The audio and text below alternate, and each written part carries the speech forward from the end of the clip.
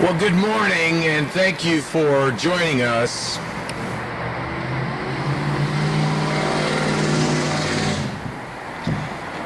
This year, our city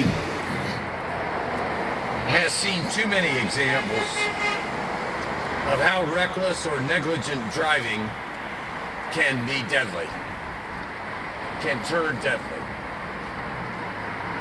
Deadly for other motorists, for cyclists, for pedestrians, for children walking home from school. In addition to the most tragic examples, though, we can identify so many more that, while short of fatal, still cause severe permanent injury or damage to property. Our city must do better when it comes to inattentive and reckless driving. And so this summer, with the assistance of federal American Rescue Plan dollars, IMPD and law enforcement agencies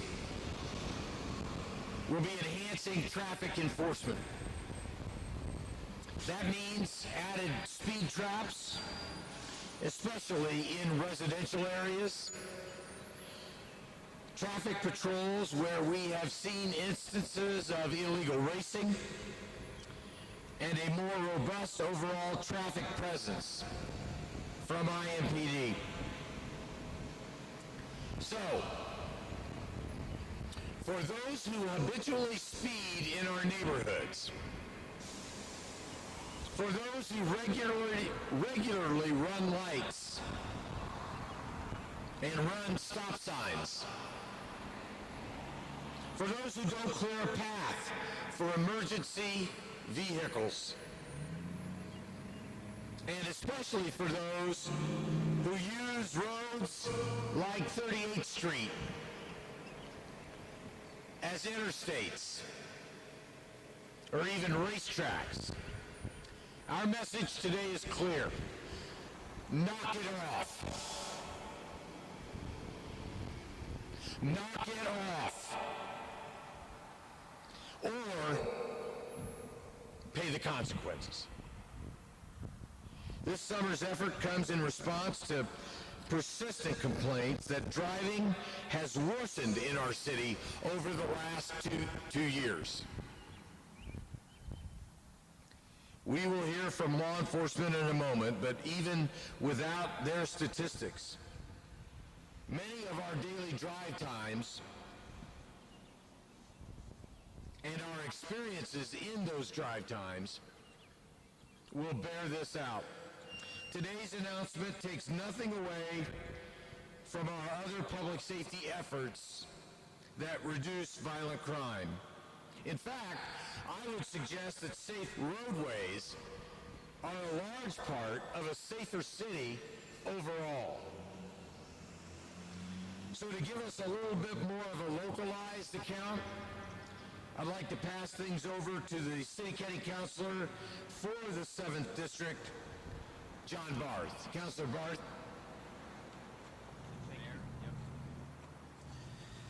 Well, good morning, everyone. I'd like to start by thanking my constituent, Kelly Livengood, for letting us use her building and parking lot here. She has invested a lot of resources and time and energy into bringing this beautiful building from the 20s back. And that shows you the kind of momentum that we're building in District 7 that we don't want to lose by having all this reckless driving happen. I also want to point out two important leaders from my district, Danita from Crown Hill and Brian from Butler-Tarkington. Will you raise your hands? These two are critical leaders in my district who I work with on a day-to-day basis on all kinds of issues, but we have had to come back over and over to this problem of speeding, racing, and reckless driving. So I appreciate them being here and to being great partners. I especially want to thank the mayor for his leadership on this issue and for bringing attention to it today and investing resources into it. I also want to thank the IMPD especially, and Chief Bailey is here, They have been incredibly responsive partners to me and my district and the whole city, especially last year when we developed together Operation Slowdown that really had a meaningful impact and reduction on reckless driving across Indianapolis. And I also want to thank my colleagues on the City County Council who passed the update to the Complete Streets ordinance on Monday unanimously. However, Complete Streets is a long-term solution that will help reduce dangerous driving over time. We have a right now problem, and the right now problem is what we're here to talk about today. So I do hear frequently from my District 7 constituents on this issue of speeding, racing, and reckless driving. Residents are very concerned with their safety. I have constituents who tell me they refuse to drive on 38th Street. I frequently have constituents tell me that. Or, coincidentally, my in-laws live around the corner, and their family name is Proctor. And they have something called the Proctor Principle when it comes to 38th Street, which is to drive on it as little as possible to get where you're going. But that tells you how prevalent concerns about reckless driving is. Folks also have concerns about pedestrians and cyclists. So, to better understand this issue, last summer I did a ride-along with IMPD as they were doing targeted enforcement as part of Operation Slowdown. And seeing the speeding and racing and the dangerous driving firsthand from a patrol car really gave me more insight to how acute this problem is. And that's why I'm very happy to have this event taking place, shedding light on it, but also this investment that's going to come in resources from both the IMPD and state police. So with that, let's hear about it, and I'll turn it over to Chief Bailey. Good afternoon. Thank you, Mayor Hogsett, Councilor Barth. Today I'm going to talk a little bit about what the problems that we are seeing not only here across 38th Street on North District, but across our city generally, and what the IMPD is doing to address the issues of reckless and distracted driving in Indianapolis, Marion County. The mayor mentioned it, but I'll mention it again. You know, since the pandemic, we've seen a dramatic increase in reckless driving, distracted driving, and unfortunately some driving has resulted in death. Drivers are in a hurry, they're distracted, driving aggressively to get from point A to point B, driving while high, driving while drunk, and sometimes driving angry, which increases road rage. Road rage incidents that we've seen lead to murder in our city and on our highways. And we're not just talking about criminals engaging in this reckless behavior. All of us are guilty of it at some point. Whether it's wanting to get home from a long weekend, spent in a volleyball tournament in Chicago, like me last weekend, so I drive a little bit faster to get home. Whether it's the moms and dads, family members, or friends, all who are putting themselves and others in danger by this behavior. The police can impact it only so far. We need you to help us do better, be better, and drive better. The IMPD is committed to doing our part to address these issues, and here's a few of the things that we are doing and will do. Education, just like we're doing today. We want our community to know that their behavior, no matter how insignificant in their own mind, can impact someone else. For example, looking at your phone, even if only for a brief second, can have deadly consequences. It can wait, whatever it is. We are increasing our traffic enforcement. We will use money in our operating budget. We will use grant funding from the Indiana Criminal Justice Institute, American Rescue Plan money to increase our enforcement of speeders, distracted and impaired driving, those not wearing their seatbelt, and drag racing, an issue that maybe many of you don't know is a significant issue, not only in our city, but in major cities across the country. Our efforts are already underway. These efforts are not a one-size-fits-all. We are addressing the specific issues brought to us by our community. And I want to stress that. Our community is demanding that their police department do more when it comes to traffic enforcement and reckless and distracted driving. Each of our districts will have their own plan, and we will adjust our resources and needs to fit their individual concerns for their family members. Like Operation Red Flag going on the Southeast District, focusing on Madison Avenue drag racing.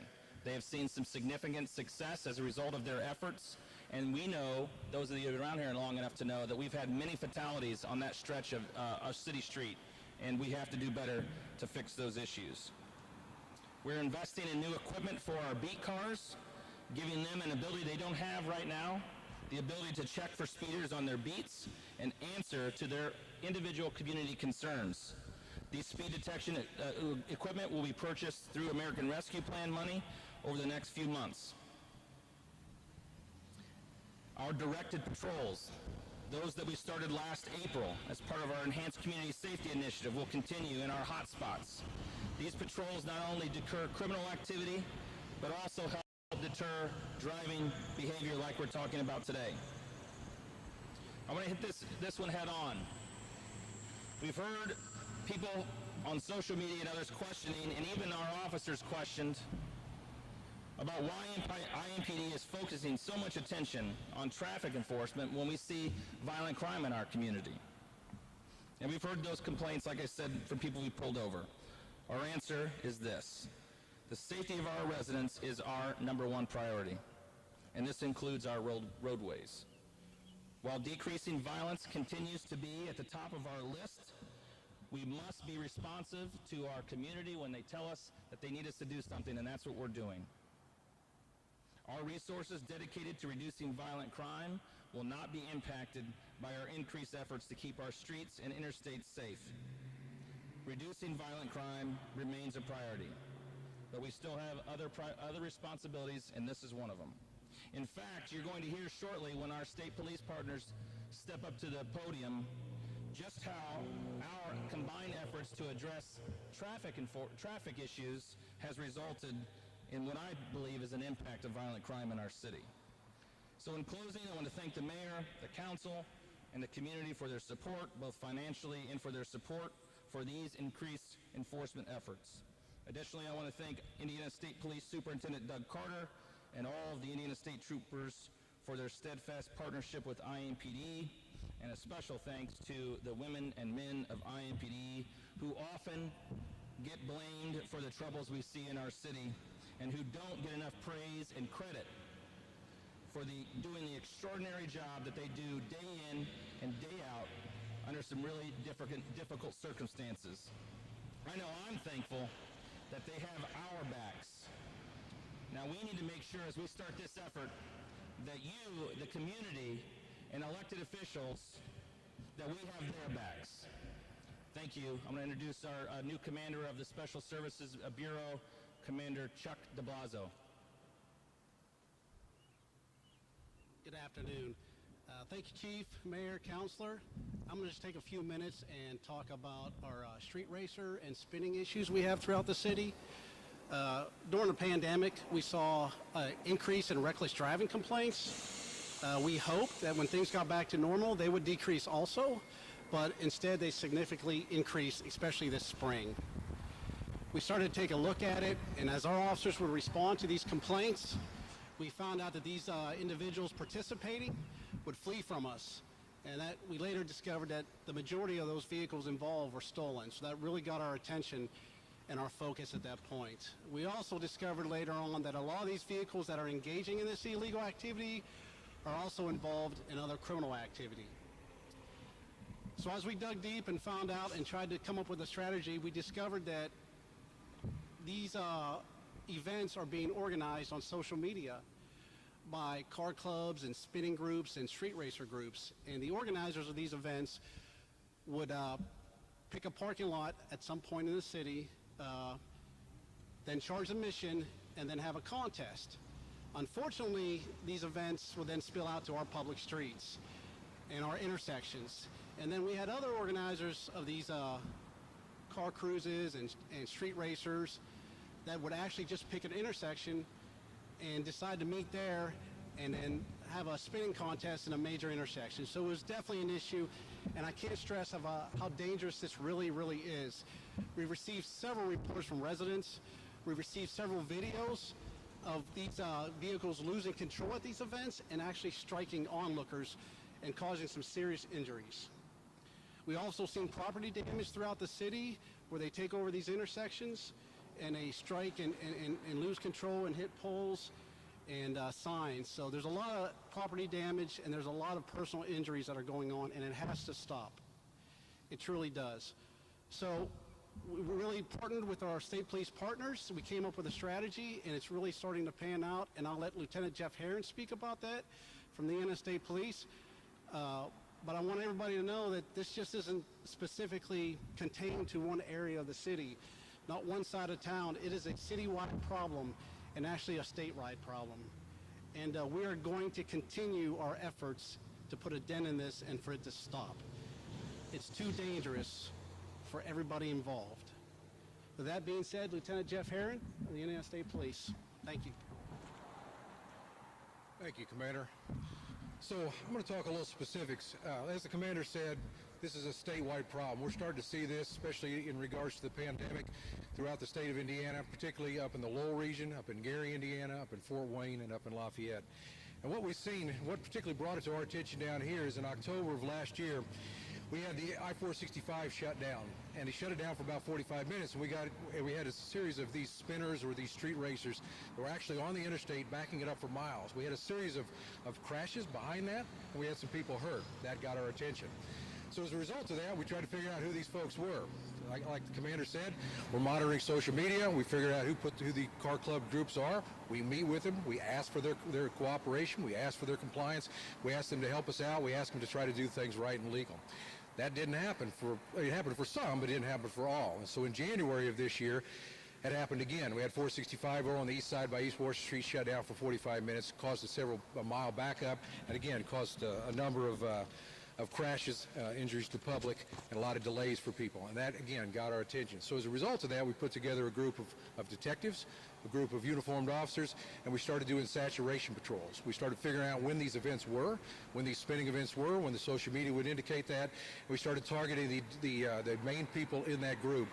As a result of that, we were able to figure out and figure out exactly where their next move was, and that helped us. And so when we would get these spinners, we would target those people, we would follow them, we would get them stopped if at all possible. If they would run from us, we already had them identified, we would let them go and we would come back and get warrants. We've made quite a few arrests. To date, just in the last 2 months, we started this joint venture, we arrested 26 individuals. And we had 3 of them that were involved in the murders. So we're having this group, a lot of the spinners and stuff, are also part of the problem. A lot of them are armed, and we're having a lot of shootings on I-465 and a lot on I-70 and I-74 throughout the city of Indianapolis here. So that's causing us some obviously some grief, and obviously we're going to do something about that. The other thing we did, not only did we arrest 26 individuals, like I said, we had murder, auto theft, possession of stolen property, possession of handguns. We recovered 17 firearms that were used by serious violent felons or people who prohibited people from having these firearms in their possession. On top of that, we're noticing that these groups, in particular, we're noticing a lot of stolen vehicles that are involved in this group. These are high dollar vehicles that they're doing these spins with, upwards of $70,000, $80,000 vehicles, and instead of buying them legit and things, they're actually going out and they're stealing that. We're finding out that they can go on a car lot or into somebody's driveway, and they can reprogram those key fobs, the keyless fob. They can reprogram that within 2 minutes and have that car and driving it and have a working key fob. And so we're seeing a lot of trend of that, and it obviously has caused some issues, and we're trying to resolve that. Again, we're trying to do that community. We're meeting with the community. We're going into the community. We're talking to people. We're partnering with IMPD. We're using their resources, and we're pooling our resources together, and I think it's having a great deal of impact. I think we've got their attention at this point. Just to give you an example of that, we had an issue where we had a park taken over, Riverside Park, just last weekend. We partnered with IMPD. We partnered with the Parks Rangers. We found that there was a group of people that the local people did not want in their park. They were taking over the park. They were doing spinning within just a few feet of playground where kids were playing. When I say spinning, go on the internet and look what they call drifting, where they're spinning their cars and they're losing control. And this was within just a few feet of these playgrounds. So as a result of that, with our partnership, we went in with quite a few people. We ended up arresting 7 people, had several stolen cars and recovered several guns, including a fully suppressed MAC-10.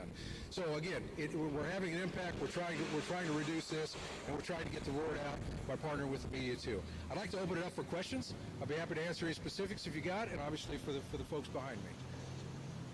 Questions? Yes.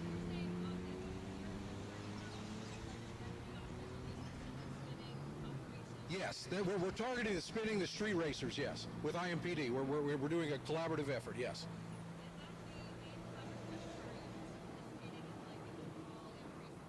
So the Indiana State Police with IMPD, we're also upping the traffic tickets that the chief spoke to a minute ago, and I got some statistics on that if you like. So in Marion County State Police, and I have to let IMPD speak to their statistics, Marion County wrote, the troopers in Marion County wrote 6,935 tickets to date, January 1 to date in Marion County alone, 7,866 warnings, and so the total 14,801 citations or warnings given. Statewide, again, this is a statewide effort, and we're partnering with any other agency willing to part with us and wants to cooperate. Statewide, we wrote 61,426 tickets to date, January 1 to date, and warnings we wrote 115,789 tickets for a total of 177,215. So again, we're not only looking at the spinners, that's the current impact that we're doing, or the drifters, but we're also enforcing the traffic laws to get the average public to be back in compliance. Speeding, driving offenses in general, failure to use your signal, following too closely, those type of related offenses that cause crashes and injure people. Yes. You know, I don't know the answer to that. I'll get back with you. Yeah.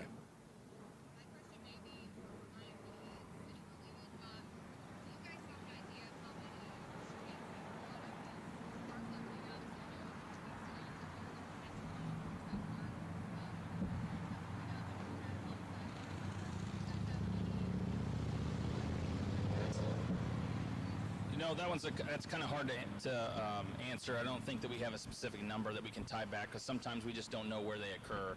I know that in talking to our partners at State Police, I think they have seen a small reduction in their interstate shootings, since they started this effort. Not to say that they're combined, that they're connected for sure, but we hope that trend continues for them as well as us.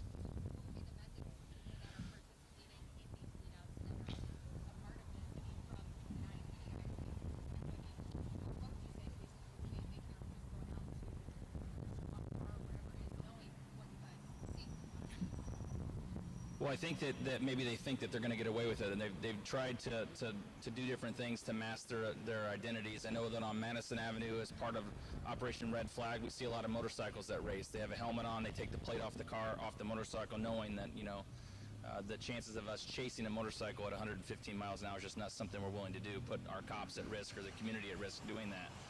And I think they become emboldened by that. But we're utilizing different techniques and different partnerships, as you see with the state police, and different tools that each agency brings to that. And that while you might not go to jail that night, the chances of you going to jail now are much more increased. And, more importantly, that $80,000, $85,000, $100,000 car, we're going to take it from you. At least for a period of time, and if that's not something you want, then I suggest that you find a different way to occupy your time.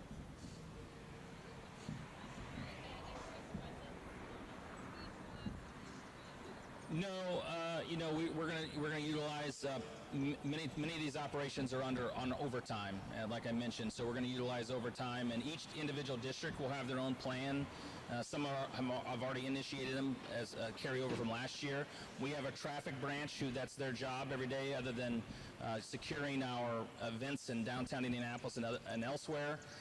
In the rest of their time, they answer community complaints and do that work, during their shifts. So I can't tell you, exactly how many more officers, but there's going to be much more emphasis on stopping those that are committing moving traffic violations, and you're most likely going to get a fine.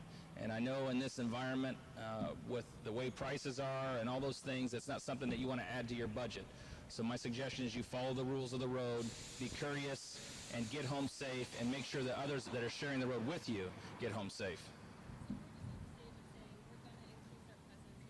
No, that's already happening. Like I said, we have operations on Southeast District that are underway.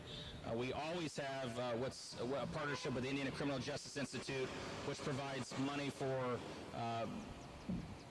traffic enforcement, whether it's distracted driving, DUI enforcement, DUI checkpoints, moving speeders, speed traps. I don't necessarily like that word, but it's already been used, Mayor. So, just kidding.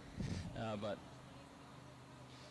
over $1 million comes to us from the state of Indiana, and we're using operating budget money, and then we'll use several $100,000 and hopefully from American Rescue Plan money to supplement the efforts of our beat officers, who we really want to get engaged and give them the tools necessary, because unlike some even state police, our regular cars don't come equipped with moving radar, and we don't assign a stationary speed detection device to every officer, because there's 1,700 of us. So but we want to increase the number available for checkout for each of the districts too as we move forward.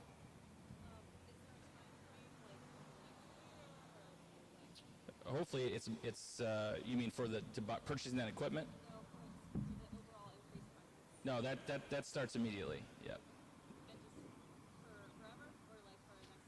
Well, we'll definitely do it through the summer. We'll see what the effectiveness is. We don't want to just throw money at bad ideas, and so we want to take a look at where we're at, if it's making an impact, if it's changing behavior, and then we'll adjust accordingly. Yeah, just through the overtime, yes. Yep. Thank you, guys. What does that increase? We routinely see speeders exceeding 100 miles an hour.